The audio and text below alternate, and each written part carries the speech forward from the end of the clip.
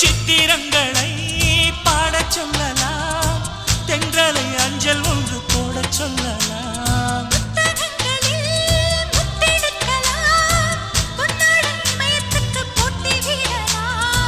பூமிக்கு பொட்டு வைத்து பார்க்கலாம் பார்க்கலாம், பூவுக்கும் ஆடை தைத்து போடலாமா?